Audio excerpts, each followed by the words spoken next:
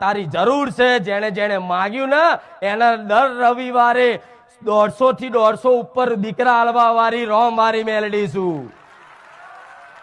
15 વર્ષે 20 વર્ષે એ બધો અનુભવ તમે જોયો.